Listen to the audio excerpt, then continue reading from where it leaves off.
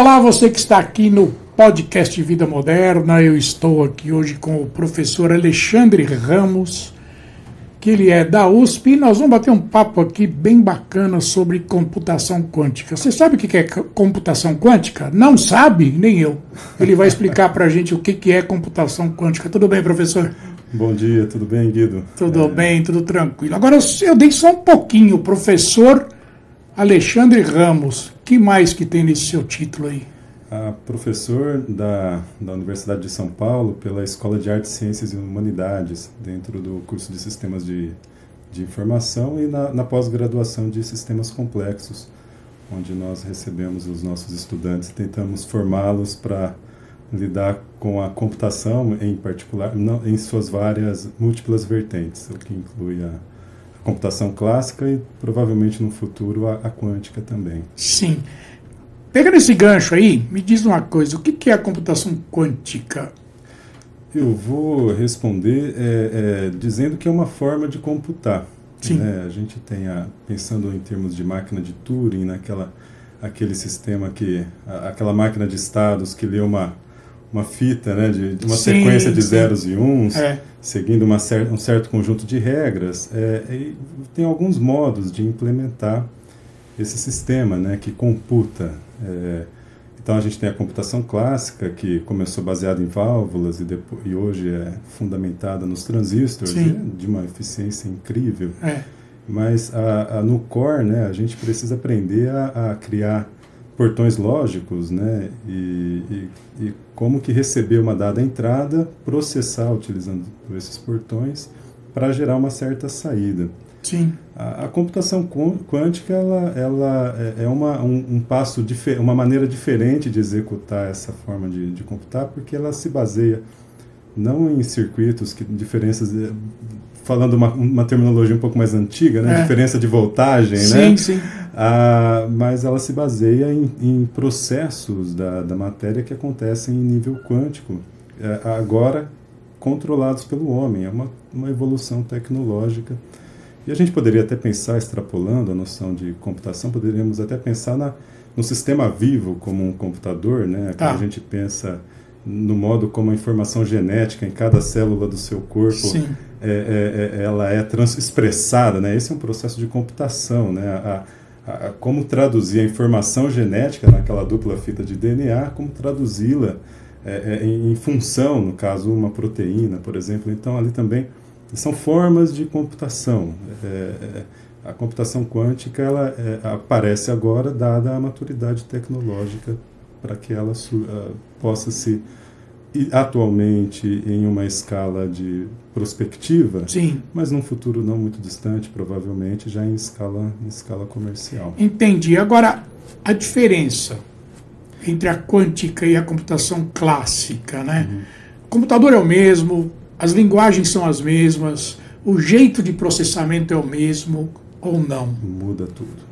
Muda tudo, A gente vai mudar bastante coisa, né? Porque como a computação quântica se baseia em fenômenos tipicamente da escala quântica,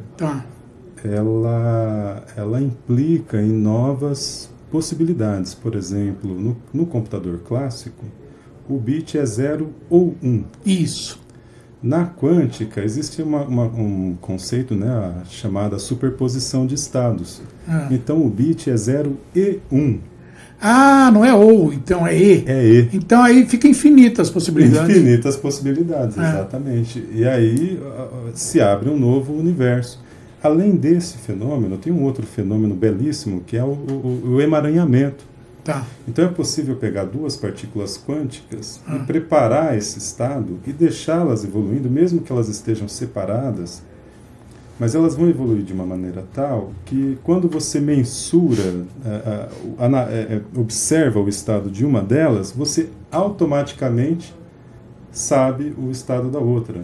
Isso é um paralelismo instantâneo. Então, a grande dificuldade, né, quando a gente pensa em supercomputadores, vai fazer o paralelismo, tem o tempo de comunicação, que a gente gasta tempo até para entender a arquitetura de supercomputadores, para promover a comunicação entre eles. No emaranhamento tem essa instantaneidade que pode ser explorada. Então, do ponto de vista do potencial do hardware, o universo de possibilidades é novo e rico, né? Muito mais rico.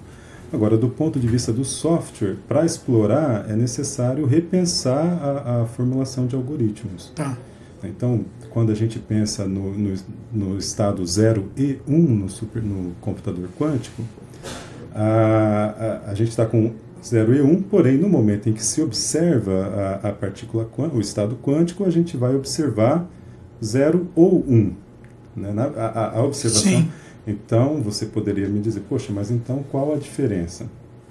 Então, para formular, para se utilizar da computação quântica, é necessário repensar a maneira como a gente constrói algoritmo para explorar essa característica do fenômeno quântico, que é intrínseca a ele. E aí, com isso, a gente consegue se beneficiar bastante. Entendi. Dessa fenomenologia. Eu vou pedir que você me defina a palavra quântica. Opa, ela vem do latim quanta, né? Vem do quanta, de quantidades bem definidas de energia. Tá. Na escala, quando a gente olha para a matéria na escala atômica, acontece uma coisa bonita que a gente começa a ver a descontinuidades, né? Sim. A gente olha para essa mesa, a nossa resolução com essa maquininha belíssima que a gente tem aqui, né? Ela olha para essa mesa, a gente vê uma mesa lisa, né? À medida em que a gente vai colocando um microscópio, a gente começa a ver rugosidades.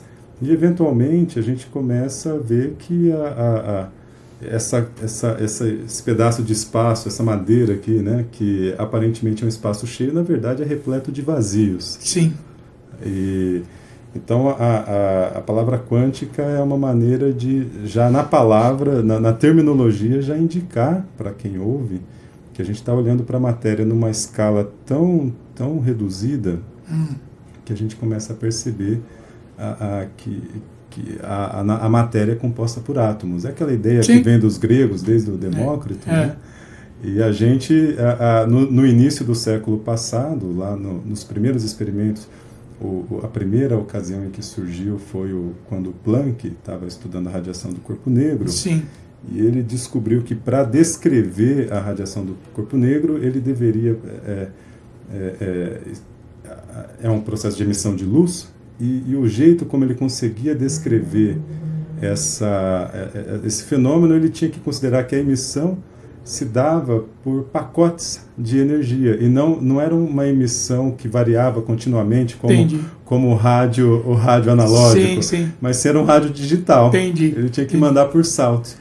Então, ele foi a primeira pessoa e não gostou de fazer isso, né? Assim, ele falou, olha, eu lancei mão dessa fenomenologia, mas não fiz isso com muita felicidade, não foi porque funcionou, né? Mas depois, de fato, essa concepção, né, do funcionamento da matéria na escala atômica se mostrou extremamente poderosa, né? Depois o Einstein veio com o efeito fotoelétrico e assim sucessivamente, grandes gerações de pessoas que foram mostrando que a natureza, nessa escala espacial, ela de fato tem um caráter quântico, quantizado. Dá quase para puxar uma outra conversa, que eu não vou puxar aqui, de matéria escura, né? Quer dizer, esse é um assunto esse é outra magnífico. Mas está por aí também, né? Mais ou menos por aí.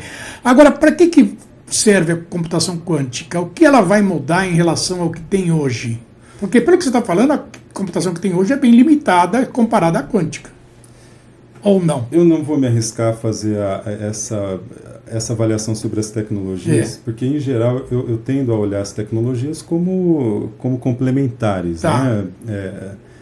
Eu não sei se a gente... Quer dizer, uma não mata a outra. Né? Não. Eu pensando em técnico, quando eu estava refletindo sobre essa questão histórica, será que a computação quântica vai tornar a clássica desnecessária? Eu me fiz essa pergunta. Aí eu tentei olhar no âmbito da computação, né? Será que isso aconteceu? Pode acontecer em alguns casos, mas, por exemplo, a linguagem Assembler... Sim. Ela continua sendo de utilidade. Muito. E ela tem, né, para a área da computação, ela é velhíssima, né? Ela é primordial. Ela está lá desde os anos 40, 50. Pois né? Então, e ela continua sendo válida. Então, o primeiro olhar que eu lanço em relação à computação quântica é que é possível que a gente tenha uma complementariedade entre essas tecnologias, por conta de tecnologias legadas, etc. Claro.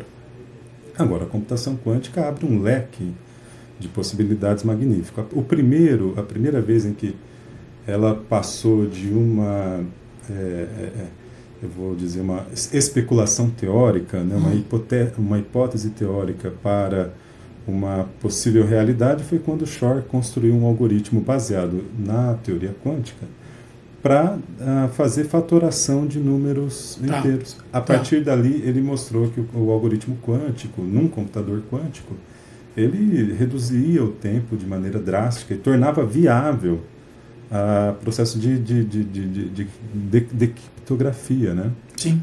Então, é considerado, inclusive, que o primeiro setor do mundo digital a ser afetado pela computação quântica vai ser o da criptografia. Entendi. Porque a construção de sistemas de barreiras, né, cibernéticas tem que ser reformulada agora à luz da possibilidade à luz do computador quântico. Claro. Possibilidade não. O computador quântico vai chegar, uma questão aí a gente já está fazendo a contagem regressiva. É mesmo?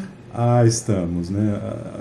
Essas agendas são sempre um pouco mais otimistas, mas o fato é que a quantidade de qubits nos processadores de processamento quântico tem aumentado ano a ano, então é inevitável. É inevitável. E essa contagem regressiva é para quando? Olha, hoje esse ano a gente teve recentemente um computador lá no Canadá que chegou a 216 qubits. A IBM tem um de 128, 27. O qubit é que tipo de medida? Quer dizer, tem bytes, kilobytes, megabytes e o qubit, como é que é? O qubit é esse... Muito obrigado pela pergunta. O qubit é esse 0 e 1.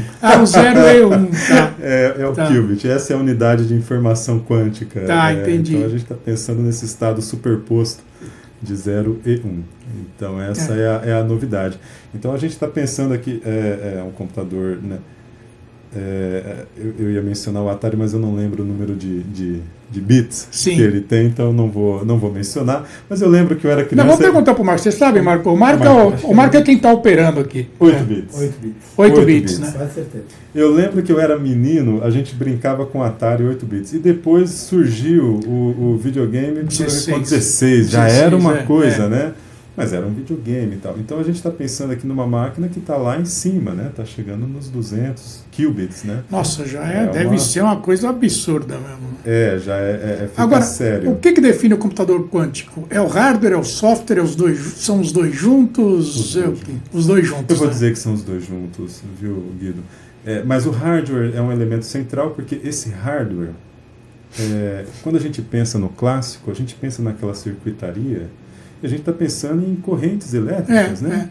Classicamente, essa é uma corrente muito bem controlada, evidentemente, mas essa corrente que está aqui nos ajudando a gerar essa luz que nos ilumina.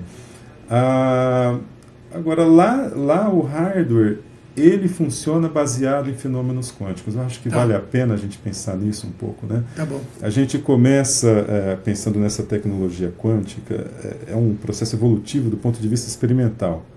Por exemplo, um computador que é baseado em armadilha de íons. Esse computador é uma máquina, vai operar num pedaço mais ou menos do tamanho dessa sala, quando engloba tudo, embora o processador seja um chipzinho ínfimo, né? Coloca ali, sei lá, em torno de 24, às vezes 4 átomos são suficientes para fazer um computadorzinho de 4 qubits, né? Sim. E aí você vai você vai colocar essa maquininha para rodar. Primeiro, como que você segura um íon? Pois é. Um único íon. Não tenho ideia. Pensa que você compra carne embalada a vácuo. Sim. Né? Você abriu, entra ar ali de imediato, né? E acabou o vácuo, aquela situação de baixa pressão. Então você tem que ter um sistema que não pode ter muito ar. Você tem que tentar criar um vácuo. Entendi. Agora, que vácuo é esse? Veja, a máquina que faz o vácuo da carne embalada ali na gôndola do supermercado, Uma máquina que reduz a pressão por 1000 vezes a pressão atmosférica. Tá. 1000 vezes. Agora, na quântica, você reduz por trilhão. Ah, tá brincando. 10 a menos 15. 1000, milhão, bilhão, Milhão, trilhão. 1000, milhão, bilhão, trilhão, 4 trilhão, perdão, 4 trilhão. Nossa, então... Que é a pressão da Lua. A pressão da Lua. Então é uma tecnologia, é outra escala, né, de domínio da matéria, de capacidade de controle. Então a gente está lidando com um sistema tecnológico e um refinamento nesse processo por exemplo, eu vou voltar ao íon armazenado, a armadilha de íon. Você consegue detectar o fóton emitido de uma transição. Então pense no microscópio, a resolução do microscópio para captar uma intensidade de luz tão baixa, né, por fluorescência. Então a gente está lidando com uma tecnologia muito, muito fina, e por esse motivo demorou tanto, né? Claro.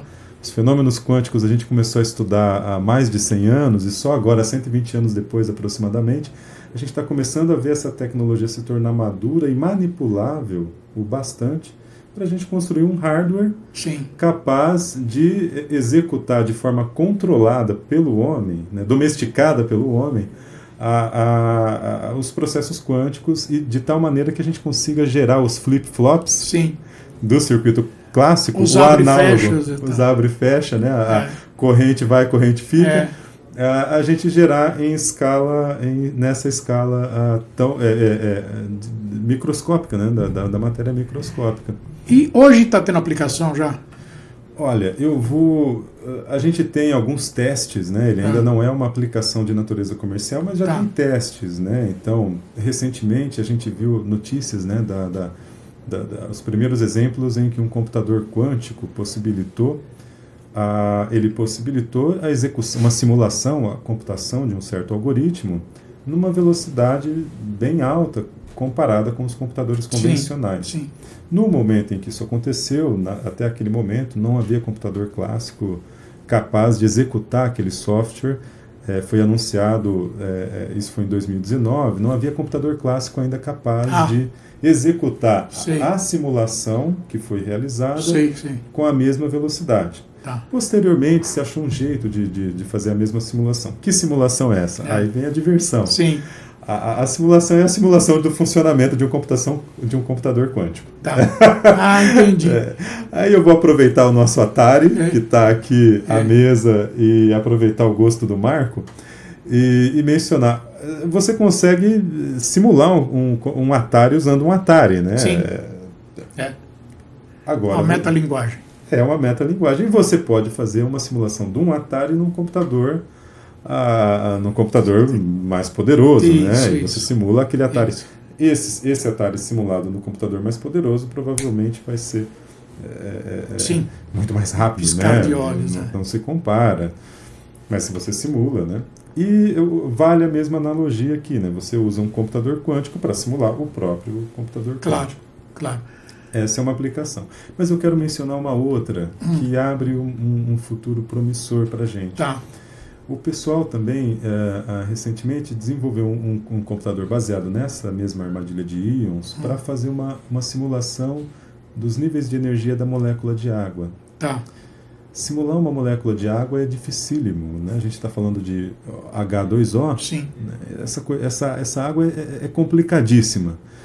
E para entender os níveis de energia dela, como computar isso num computador clássico, pode ser muito demorado, né? Pensa, a gente tem 8 prótons, 8 elétrons, esses caras estão interagindo entre si, né? No oxigênio, depois tem um próton, um elétron no H, um próton, um elétron no outro H.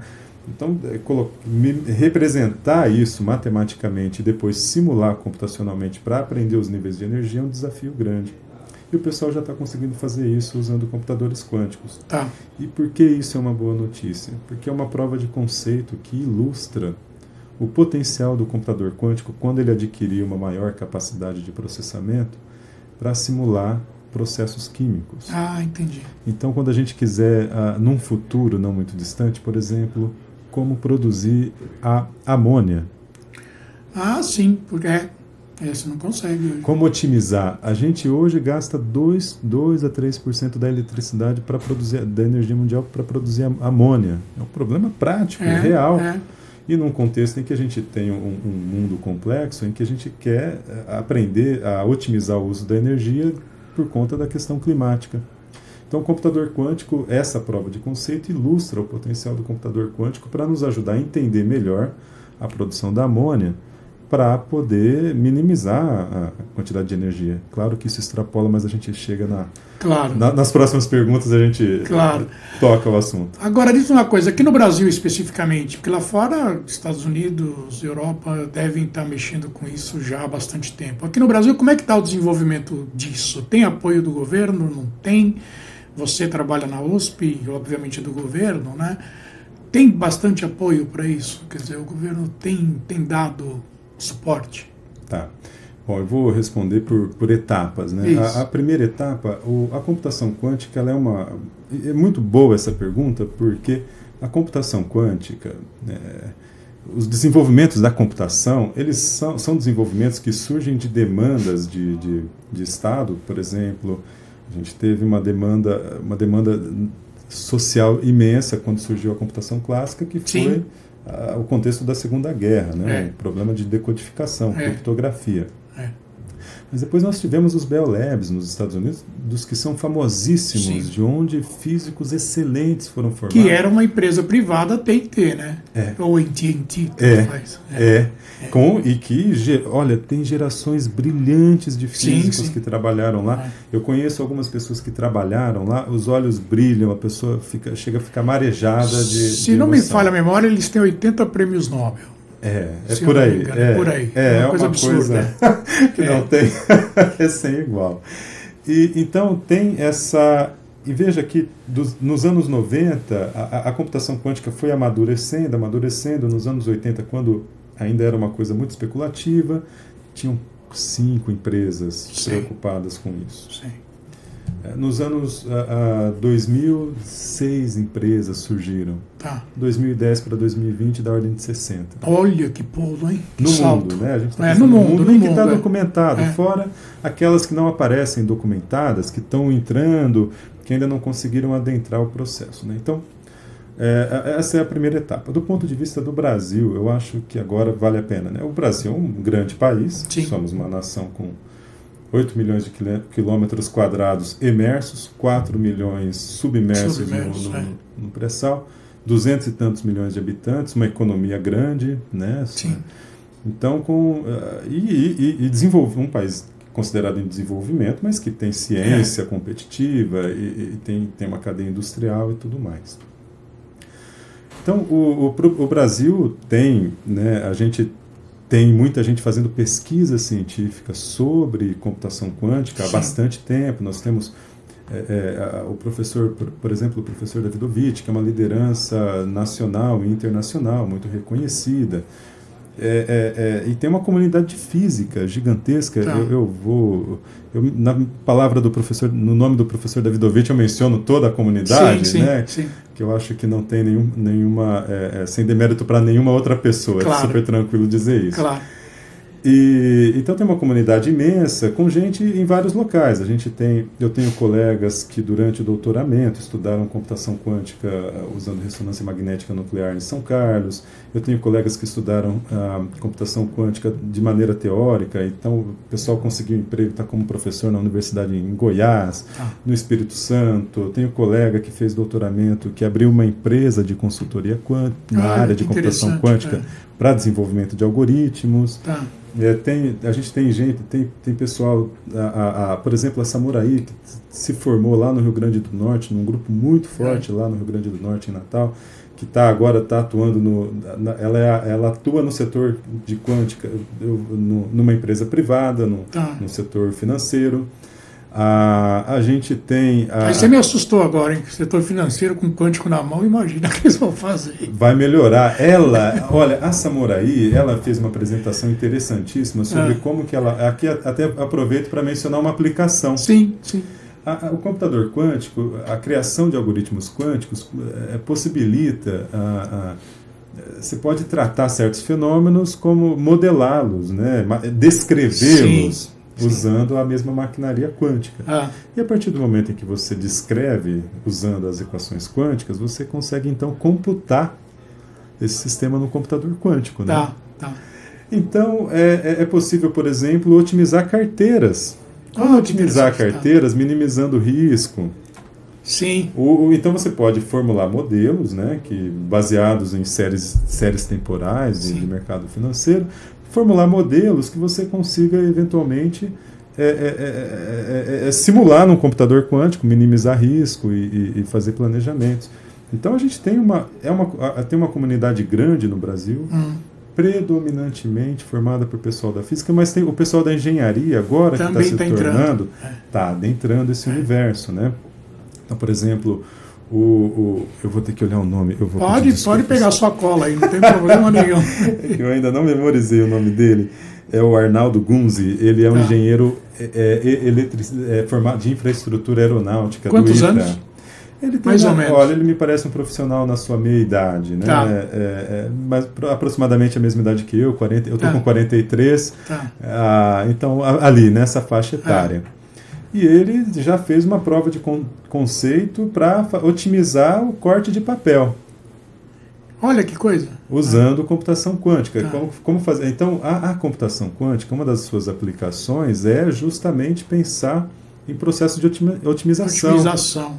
Então, na indústria, né, o pessoal está tentando olhar, né, como usar no Ministério da Defesa, que tem o Exército, que tem dentro do Exército o Centro de Defesa Cibernética, que a gente pode aproximar como sendo uma arma, né? Sim, sim. E numa guerra que está em andamento, se a gente conversa com o pessoal da cibernética, eles falam, aqui tem uma guerra.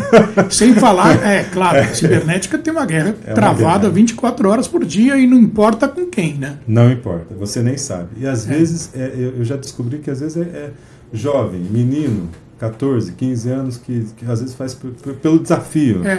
Você sabe que você encontra na internet ataque as a service, né? Você sabia disso? Não. Você tem na internet hoje empresas que fornecem condições de você fazer um ataque e elas cobram um percentual do que você consegue de distorção de valor. Você não sabia disso? Eu não sabia. Cara, jamais imaginei que a gente pudesse chegar nesse nível. É ataque as a service com ransomware.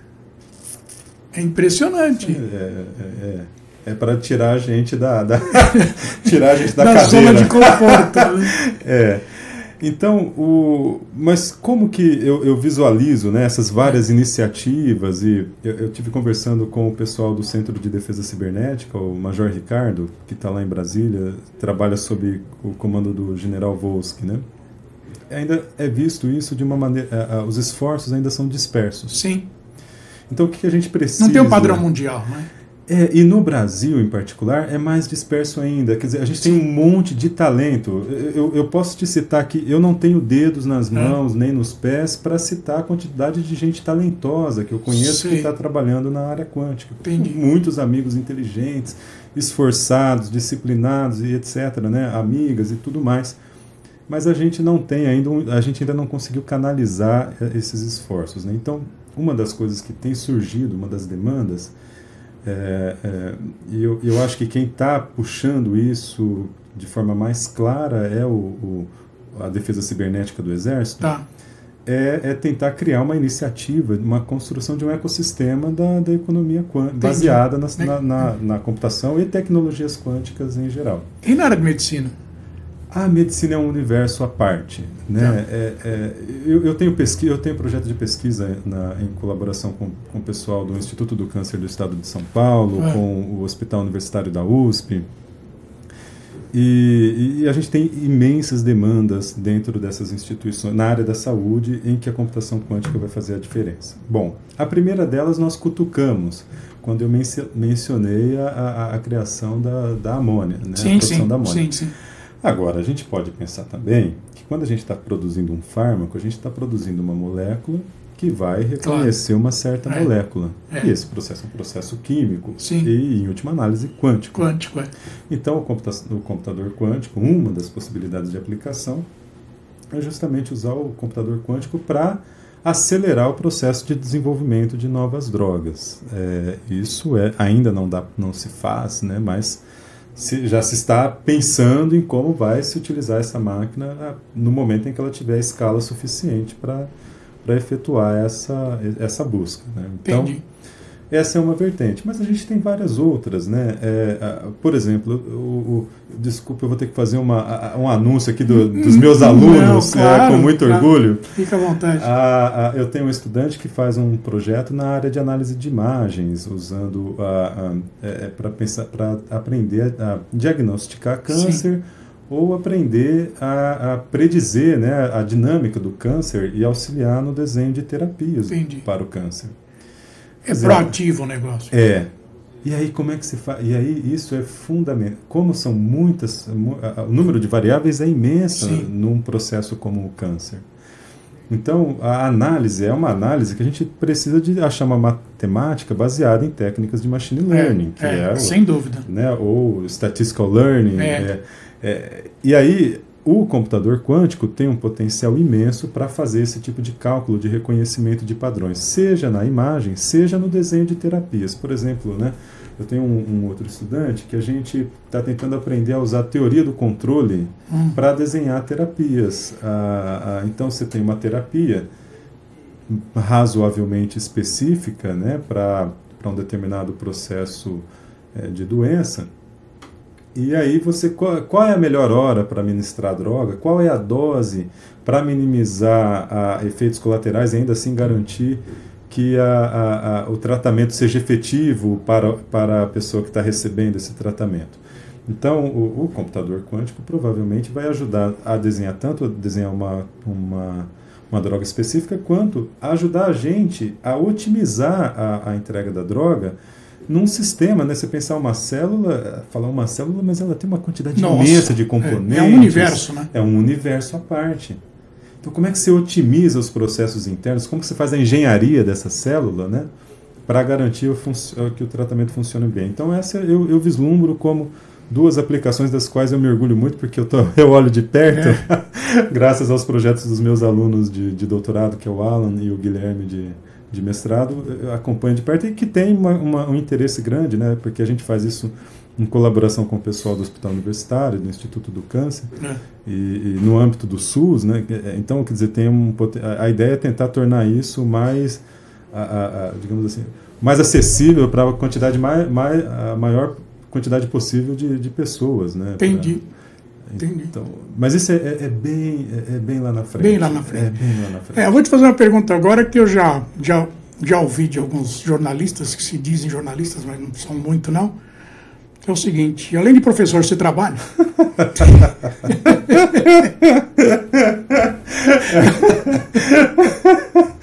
Eu só trabalho nas horas vagas, viu? Então, não, eu estou perguntando isso como brincadeira, óbvio, mas você faz parte de um evento importantíssimo que é o TDC, né? Fala um pouco dele para mim. O evento The Developers Conference, né? É um evento que a gente está organizando. Eu tive a honra de ser convidado pela Yara.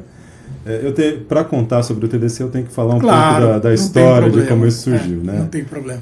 Eu fiz a graduação em São Carlos, em Física, licenciatura em Física, mas eu percebi que eu queria continuar fazendo pesquisa, então eu voltei para a universidade para fazer mestrado e doutorado, e eu fui para o IFISC, lá na USP de São Carlos. E como eu tinha feito licenciatura, o pessoal falou, não, faz uma matéria como aluno especial, você tem que tirar uma nota X lá, então eu tinha que fazer eletromagnetismo na pós e quântica na graduação. E conheci dois professores excelentes, o Lidério, de quântica. O Lidério respira a mecânica quântica. Sim. Ele transpira, assim, brilha os olhos quando ele fala, né? E o Zé Edu, que foi o meu professor de eletromagnetismo, o professor Ornos, que eu conheci, tive a oportunidade de conhecer e gostei muito da personalidade dele nesse curso. Foi a última vez que ele ministrou o curso de eletromagnetismo lá, então foi uma coisa meio, um acaso assim, quântico magnífico para mim. Eu o conheci, ele à época trabalhava com a evolução do código genético, teoria dos grupos de Lie, que é uma ferramenta matemática muito boa para analisar processos quânticos, claro. Né? Extremamente interessante.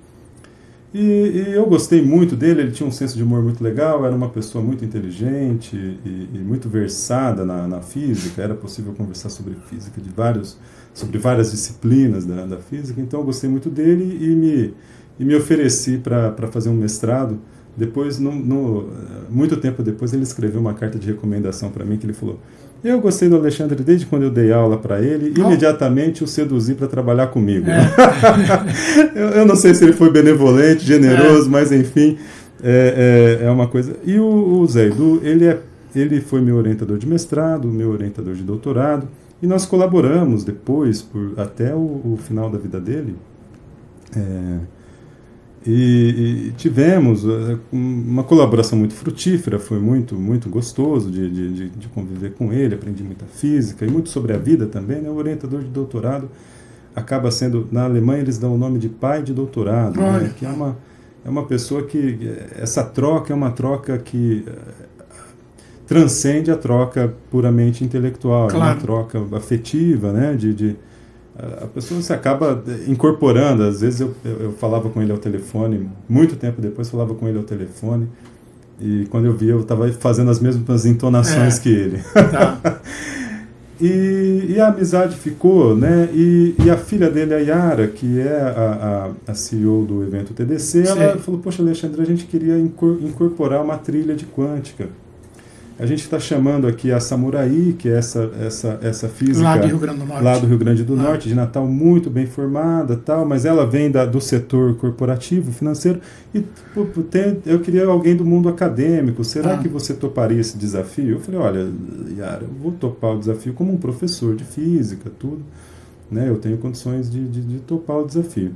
E aí a gente tentou montar um evento, uma trilha quântica. Sim. Nós recebemos algumas aplicações, e eu achei muito interessante porque nós recebemos, vamos ter 7 palestras sobre o tema computação quântica, nós discutimos muito, conversamos muito, né? Então juntamos, né, a coordenação da trilha de mecânica quântica, de computação quântica no evento TDC, eu, a Samurai, o Márcio Oliveira e o Gustavo Paraguaçu. Tá. Eles 3 estão no ambiente corporativo, cada um deles na sua respectiva vertente, né? Sim. O Márcio e o Gustavo mais na vertente de desenvolvimento de hardware, tudo, e muito interessados também na área. E aí nós montamos com muito cuidado para tentar ter uma trilha que pudesse ter um começo, um meio e um fim. Sim. Que tivesse um caráter didático, né? Para que as pessoas que estiverem lá possam vir e começar a criar uma história, um fio da meada sobre a computação quântica. Então a gente vai começar com uma apresentação em que a gente tenta mostrar: olha, programar um computador quântico é diferente. Com a Nara, ela é uma engenheira de computação. Veja que a computação quântica está permeando, né, outros ambientes. Sim, já, né? E ela é jovem, tá chegando e tal, e já se interessou, está fazendo coisas, está aprendendo a pensar. Nós temos o Evandro, que saiu de Santa Catarina, ele é físico, tem uma empresa, então ele já está criando empresa, quer dizer, a gente já está começando a levantar esse ecossistema da economia quântica. Aí temos a Bruna, que é uma estudante aqui de São Paulo, de doutoramento da USP, que pretende, ela é um caso interessante, porque ela está vindo, né, da USP com computação quântica para falar também como funciona, dar uma visão geral para a população. Ela tem um trabalho de divulgação bastante forte, sólido. E agora a gente vai adentrar, aí depois dessa base, a gente vai adentrar o mundo da aplicação. Então a gente tem o Arnaldo, que vai falar de uma prova uma prova de... uma prova de conceito, né, que ele realizou. Nós temos o Miguel, que vai dar uma visão geral de outras aplicações para além dessa de otimização no corte de papel. Sim. E temos aí algumas outras possibilidades, talvez chamemos, que é o Zé Vitor, que está fazendo que é um estudante recém-formado de física do Espírito Santo. Veja que eu estou tocando vários locais. Você está falando do Brasil inteiro aí, cara. Eu estou tentando dizer para você, tem uma comunidade nesse mesmo, Brasilzão. É mesmo. E aí o TDC, a gente está tentando, o nosso desejo é que o TDC seja um elemento que ajude, né, a estabelecer essa interface entre essas iniciativas, sejam aquelas que estão na empresa, aquelas que estão na academia, aquelas que estão nos órgãos de Estado, para conversarem entre si e ajudar a gente a construir esse ecossistema da economia quântica. Esse eu acho que é a gente está indo para o TDC com esse desejo de criar esse ecossistema da economia da computação quântica, da tecnologia quântica e contribuir para que o Brasil tenha um papel de protagonismo, né, nesse setor. Tá bom.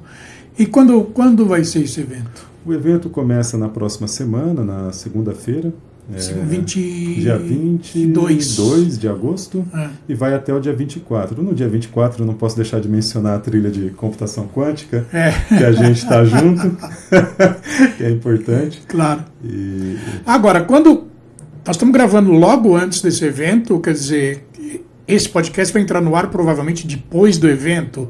Vai ficar online também? As pessoas vão poder assistir depois? Como é que é? Vai. O evento vai ficar online e o nosso desejo é que seja o primeiro de muitos, né? A gente está trabalhando junto com toda a comunidade para tentar construir esse ecossistema e que esse só seja... No futuro a gente olhe para ele como, poxa, aquele evento foi um aperitivo do que estava por vir. Você sabe o link já? Tem algum link? Temos o link. Qual que é? Fala aí que aí eu boto na legenda aqui. tdc.com/business e lá tem as trilhas e do dia 24 temos a trilha de computação quântica. Ela está aqui embaixo da tela. Tá. Ele é gratuito? Não? É um evento, ele é um evento pago porque ele é um evento para o ambiente corporativo. Ele é mais um evento de digamos assim, eu vou usar a expressão alto nível no sentido de ser entre... Claro. Mas é o pessoal de desenvolvimento, de programação. Entendi.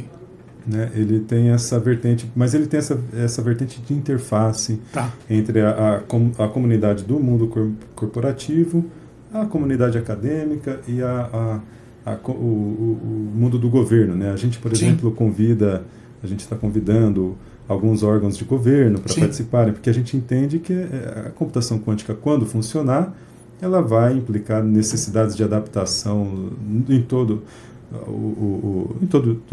a sociedade brasileira, seja em órgãos de governo, órgãos privados e etc. Claro. Eu quero agradecer bastante a tua entrevista para mim, esse bate-papo nesse podcast aqui, que foi bem bacana. Eu quero agradecer pelo tempo da sua agenda, que eu sei que ela é bastante concorrida. Você separou esses minutos para mim. Muito obrigado, viu? Eu que agradeço a você, Guido, agradeço ao Vida Moderna, em seu nome a toda a sua equipe. Obrigado. Pela oportunidade e pelo interesse, né, pela curiosidade, por oferecer essa oportunidade da gente de falar de uma coisa que a gente gosta tanto, que é física. Falar de física, para mim, é sempre uma coisa prazerosa, gostosa, e tentar aprender a me comunicar com um público para além da universidade é um desafio muito gostoso de tentar suplantar. E o nosso conteúdo também, o nosso intuito também é sempre trazer bastante conteúdo de alto nível para o nosso público. Muito obrigado, viu? Obrigado, Guido. Eu te agradeço imensamente.